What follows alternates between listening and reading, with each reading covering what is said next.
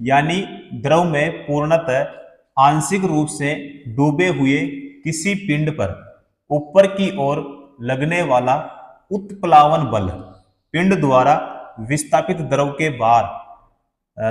भार के बराबर होता है। यह कथन जो है किससे संबंधित है, यानी यहाँ पे जो है ये किस सिद्धांत या फिर किससे संबंधित है, तो ये जो सिद्धांत है ये होगा आर्किमिडीज का सिद्धांत, यानी जो है कौन सा होगा यहाँ पे हमारा ए ऑप्शन। ठीक है, चलो अगला क्वेश्चन। उत्प्लावकता सिद्धांत के आधार पर जहाज पानी में तैरते हैं। सर्वप्रथम इस सिद्धांत की पहचान करने का जो श्रेय है किस वैज्ञानिक को दिया गया था, तो कौन सा वैज्ञानिक था, आर्किमिडीज। ठीक है, कौन सा होगा, सी ऑप्शन जो है यहाँ पे राइट आंसर हमारा हो जाएगा। ए ऑप्शन में है यहाँ पे निल्स बोर। क्या है ए ऑप्शन में, निल्स बोर। देखो निल्स बोर जो है, निल्स बोर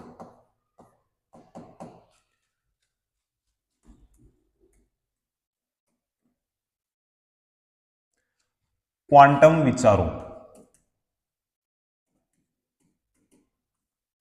विचारों के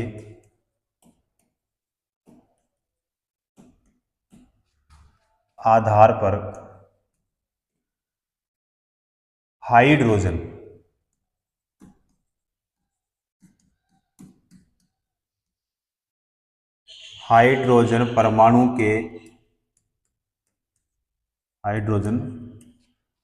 परमाणु के स्पेक्ट्रम की व्याख्या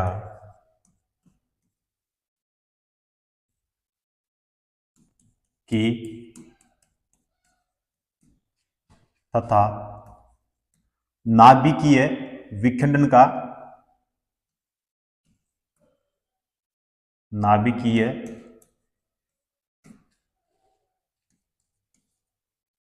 विखंडन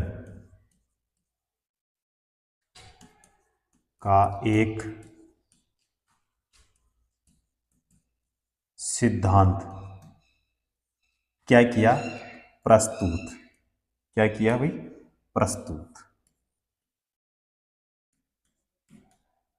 प्रस्तुत किया।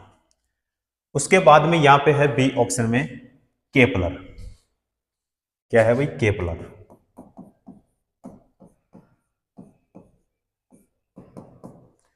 केपलर यानी जो सौर मंडल है,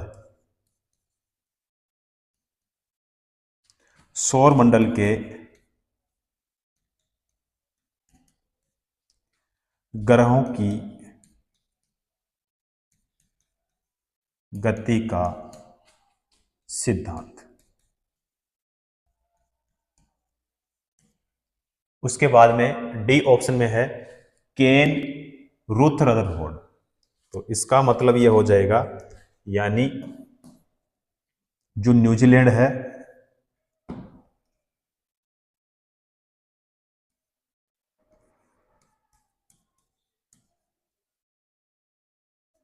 न्यूजीलैंड के क्या है, क्रिकेटर।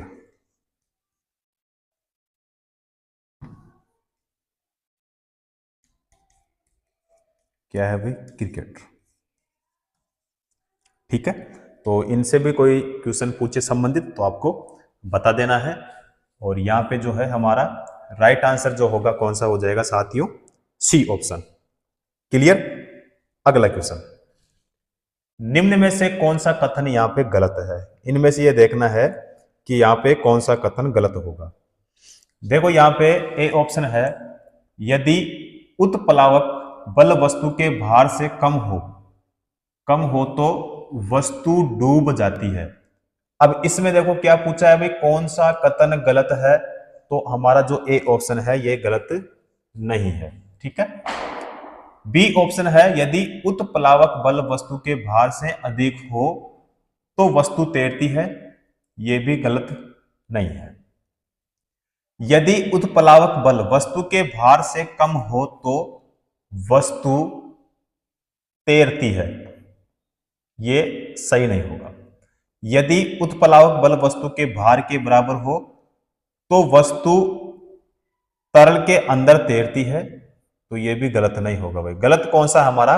सी वाला। सी वाला जो है वो क्या है? गलत। तो किसको टिक करेंगे हम? सी ऑप्शन को, क्योंकि क्वेश्चन में क्या पूछा है कि निम्न में से कौन सा गलत है, तो हमारा जो सी ऑप्शन है ये क्या हो जाएगा? गलत। तो इसमें हम टिक किसको करेंगे साथियों? सी ऑप्शन को। ठीक है, चलो अगला क्वेश्चन। उत्प्लावन का केंद्र हमेशा गुरुत्व केंद्र के संपाती होता है, तो ये नहीं होगा। विस्थापित द्रव के आयतन के केंद्र के संपाती होता है, तो ये वाला सही हो जाएगा। गुरुत्व केंद्र के ऊपर स्थित होता है, ये भी नहीं होगा। गुरुत्व केंद्र के नीचे स्थित होता है, ये भी नहीं होगा। कौन सा होगा इसमें साथियों? हमारा बी ऑप्शन जो है राइट आंसर हो जाएगा। क्लियर? अगला क्वेश्चन। किस सिद्धांत या नियम के आधार पर वस्तुएं पानी में तैरती है? वस्तुएं पानी में तैरती है, तो यहां पे न्यूटन के गति का तीसरा नियम नहीं होगा। फेराडे का नियम भी यहां पे नहीं होगा। आर्किमिडीज सिद्धांत ये सही होगा। ओम का नियम ये भी नहीं होगा। कौन सा होगा साथियों? यहां पे हमारा सी ऑप्शन राइट आंसर यहां पे हो जाएगा। चलो जी अगला क्वेश्चन। जब किसी पिंड को किसी द्रव में पूर्ण या आंशिक रूप से डुबोया जाता है, तब यह पिंड विस्थापित द्रव के भार के बराबर एक उत्सेव बल का अनुभव करता है।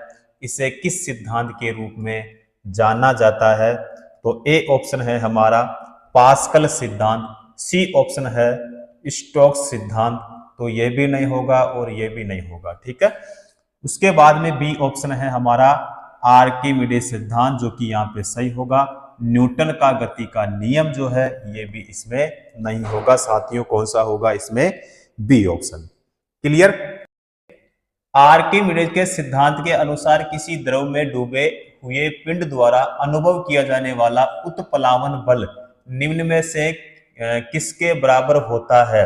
तो बताओ, पिंड और द्रव का कुल भार, या फिर यहाँ पे पिंड द्वारा विस्थापित द्रव का भार, या पिंड का भार, कुल द्रव का भार। ये नहीं होगा, ये भी नहीं होगा। इसका होगा बी ऑप्शन जो है वो क्या हो जाएगा? Right answer. कौन सा होगा? पिंड द्वारा विस्थापित द्रव का भार, बी ऑप्शन राइट आंसर हो जाएगा। चलो जी नेक्स्ट क्वेश्चन करेंगे। पानी के द्वारा ऊपर की तरफ लगाया गया बल क्या कहलाता है? बताओ, गुरुत्वाकर्षण शक्ति, या उत्प्लावन बल, या घनत्व, या फिर यहाँ पे घर्षण। उत्प्लावन बल होगा भाई। कौन सा होगा इसमें? सी ऑप्शन जो है वो राइट आंसर इसमें हो जाएगा। तो किसी तरल में आंशिक या फिर पूर्ण रूप से डूबी किसी वस्तु पर ऊपर की ओर लगने वाला जो बल है वो क्या कहलाता है? उत्प्लावन बल कहलाता है। क्लियर? सी ऑप्शन जो है इसमें हमारा राइट आंसर हो जाएगा। चलो जी अगला क्वेश्चन करेंगे। जहाजों की गति में वृद्धि पर आधारित है, किस पर आधारित है इनमें से? तो आर्किमिडीज का सिद्धांत जो कि बिल्कुल सही होगा। फेराडे का नियम ये नहीं होगा। फ्लेमिंग राइट हैंड रूल ये भी नहीं होगा। न्यूटन के गति का दूसरा नियम ये भी इसमें नहीं होगा। कौन सा होगा इसमें? हमारा ए ऑप्शन। ठीक है, अब देखो इसमें जो फेराडे है, फेराडे का नियम, बी ऑप्शन में क्या है? फेराडे का नियम। फेराडे का नियम क्या होता है? ये विद्युत सर्किट से संबंधित होता है। किससे संबंधित होता है? विद्युत सर्किट से संबंधित होता है या है। फ्लेमिंग राइट हैंड रूल, इसका मतलब क्या होगा? इसका मतलब ये होगा कि जो फ्लेमिंग का राइट हैंड रूल है, एक लेफ्ट हैंड रूल होता है और यहाँ पे है right hand rule. Right hand rule का मतलब ये होता है प्रेरित यानी उत्पन्न, यानी प्रेरित विद्युत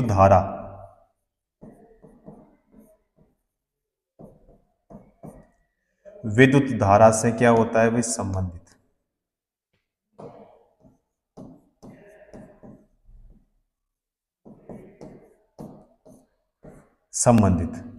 उसके बाद में है न्यूटन के गति का दूसरा नियम, यानी इसका दूसरा नियम जो होता है, किसी वस्तु पर लगा बल उस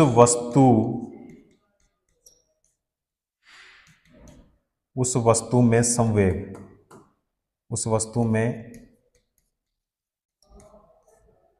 संवेग में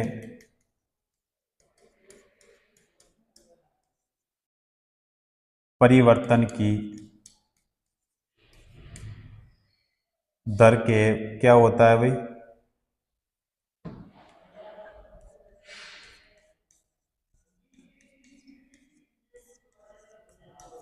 बराबर होता है। ठीक है, तो यहां पे राइट आंसर जो है हमारा कौन सा होगा इसमें, ए ऑप्शन। क्लियर। अगला क्वेश्चन करेंगे। ऊपरी प्रणोद और भार में प्रयुक्त होते हैं नीचे की दिशा या समान दिशा, विपरीत दिशा, ऊपर की दशा। तो यहां पे क्या हो जाएगा, इसमें विपरीत दिशा होगी भाई। ठीक है, कौन सी होगी, विपरीत दिशा में प्रयुक्त होते हैं। बी ऑप्शन जो है यहां पे हमारा क्या होगा, राइट आंसर। ठीक है, अगला क्वेश्चन। किसी वस्तु को तरल पदार्थ पर रखे जाने से उत्पन्न ऊर्ध्वगामी दबाव को क्या कहते हैं, बॉयंट फोर्स या अप्लाइड फोर्स, फ्रिक्शनल फोर्स या ग्रेविटेशनल फोर्स। तो यहाँ पे बॉयंट फोर्स जो है यानी हमारा कौन सा होगा इसमें, ए ऑप्शन जो है यहाँ पे राइट आंसर हमारा हो जाएगा। क्लियर। चलो जी, अगला क्वेश्चन। एक डूबे हुए पिंड पर पानी द्वारा लगाए जाने वाले उत्प्लावन बल का दूसरा नाम क्या होता है, यांत्रिक बल नहीं होगा, घर्षण बल भी नहीं होगा, उत्क्षेप यहाँ पे सही होगा और दाब भी यहाँ पे नहीं होगा। बी ऑप्शन यहाँ पे जो है हमारा राइट आंसर हो जाएगा। यदि आप एक गिलास को पानी और बर्फ से पूरी तरह भरते हैं और बर्फ पूरी तरह गल जाती है तो क्या होगा, जल बाहर बहने लगेगा या फिर सारी बर्फ तली में बैठ जाएगी या जल स्तर पूर्ववत रहेगा या बर्फ गलने के साथ साथ जल स्तर कम हो जाएगा या कम होता जाएगा। तो इसमें जो हमारे सी ऑप्शन में है यानी जो जल स्तर है वो पूर्ववत रहेगा, यानी जो है इसमें होगा हमारा सी ऑप्शन जो है वो क्या होगा, राइट आंसर हो जाएगा। यानी जब एक गिलास को पानी और बर्फ से पूरी तरह भरते हैं और बर्फ पूरी तरह गल जाती है तब भी जल स्तर जो है पूर्ववत यानी पहले जैसा ही रहेगा। इसीलिए यहाँ पे जो है राइट आंसर हमारा सी ऑप्शन क्या होगा, करेक्ट। चलो जी, चलो नेक्स्ट क्वेश्चन। यदि कोई वस्तु डूबती है तो वस्तु पर तरल द्वारा प्रयुक्त उत्क्षेप क्या होगा, वस्तु के भार से अधिक, वस्तु के भार से कम, वस्तु के भार के बराबर या फिर यहाँ पे शून्य। वस्तु के भार से कम होगा भाई, क्या होगा, वस्तु के भार से कम होगा। सी ऑप्शन इसमें क्या हो जाएगा हमारा राइट आंसर हो जाएगा। चलो जी, अगला क्वेश्चन। उत्क्षेप बल और भार कार्य करते हैं नीचे की ओर या फिर ऊपर की ओर, विपरीत दिशाओं में या समान दिशाओं में। तो यहाँ पे विपरीत दिशाओं में होगा, जो कि इसमें हमारे बी ऑप्शन में है। राइट आंसर हमारा बी ऑप्शन। क्लियर। अगला क्वेश्चन, किसी द्रव तल के लंबवत कार्य करने वाला जो बल है क्या कहलाता है? उत्सेप, दाब, बलागुण या फिर यहाँ पे खिंचाव। उत्सेप सही होगा भाई, यहाँ पे क्या होगा? उत्सेप। यहाँ पे ए ऑप्शन सही हो जाएगा। चलो जी अगला क्वेश्चन, जब किसी वस्तु को पानी में डुबोया जाता है तो उस पर ऊपरी बल कार्य करता है, इस बल को क्या कहा जाता है? इस बल को क्या कहा जाता है? उत्प्लावक बल कहेंगे। देखो ए ऑप्शन में है गुरुत्वाकर्षण बल, जो कि नहीं होगा। घर्षण बल, ये भी नहीं होगा। उत्प्लावक बल, जो कि बी ऑप्शन में है। और स्थैतिक बल, ये भी नहीं होगा, बी ऑप्शन होगा। अगला क्वेश्चन, निम्नलिखित में से कौन सा आर्किमिडीज के सिद्धांत पर आधारित नहीं है? लेक्टोमीटर या फिर हवाई जहाज के पंखों की डिजाइनिंग। लेक्टोमीटर देखो नहीं होगा। हवाई जहाज के पंखों की डिजाइनिंग जो है यहाँ पे क्या होगा? सही होगा। जहाजों और पनडुब्बियों की डिजाइनिंग या फिर हाइड्रोमीटर। हाइड्रोमीटर भी नहीं होगा भी इसमें, ठीक है। कौन सा होगा? Right answer B option. चलो जी अगला क्वेश्चन, निम्न में से क्या आर्किमिडीज के सिद्धांत पर आधारित नहीं है? इनमें से, तो इनमें से देखो यहाँ पे है हाइड्रोमीटर, लेक्टोमीटर, पनडुब्बी, ओडोमीटर। तो ओडोमीटर जो है इस आर्किमिडीज के सिद्धांत पर आधारित नहीं है भाई, ठीक है। तो टिक किसको करेंगे हम? यहाँ पे डी ऑप्शन पे करेंगे। यदि कोई वस्तु तैरती है तो वस्तु पर जल द्वारा लगाया जाने वाला उत्सेप बल क्या होगा? वस्तु के भार से कम या शून्य होगा, वस्तु के भार के बराबर होगा या फिर वस्तु के भार से अधिक होगा। तो इसमें देखो क्या पूछा है कि यदि कोई वस्तु तैरती है तो वस्तु पर जल द्वारा लगाया जाने वाला उत्सेप बल जो होगा वो वस्तु के भार के बराबर ही होगा, ठीक है। तो कौन सा होगा इसमें? C option. चलो जी अगला क्वेश्चन, जब एक पिंड को किसी तरल में पूरी तरह से या फिर आंशिक रूप से डुबोया जाता है तब उस पर ऊर्ध्व दिशा में एक बल प्रयुक्त होता है जो उस पिंड द्वारा स्थापित किए गए तरल के भार के क्या होता है? बराबर। यह किसी नियम द्वारा स्पष्ट होता है, यानी किस नियम द्वारा स्पष्ट होता है? आर्किमिडीज का सिद्धांत, जो कि बिल्कुल यहाँ पे करेक्ट हो जाएगा भाई, ठीक है। पाउली का अपवर्जन नियम नहीं होगा, लेंज का भी नहीं होगा और फेराडे का भी नहीं होगा, ठीक है। ए ऑप्शन इसमें क्या हो जाएगा हमारा? Right answer. चलो जी अगला क्वेश्चन, उत्प्लावन बल का परिमाण तरल के, अब इस पे यहाँ पे फिर पर निर्भर करता है। बताओ, द्रव्यमान, तापमान, घनत्व या फिर आयतन। घनत्व सही होगा भाई, क्या होगा? घनत्व। बी ऑप्शन हमारा राइट आंसर। चलो जी नेक्स्ट क्वेश्चन, उत्प्लावन बल का द्रव के घनत्व और आयतन पर निर्भर करता है। बताओ, दिशा, शक्ति, परिमाण या फिर ऊर्जा। यहाँ पे हो जाएगा परिमाण। बी ऑप्शन यहाँ पे क्या हो जाएगा साथियों? हमारा राइट आंसर, ठीक है।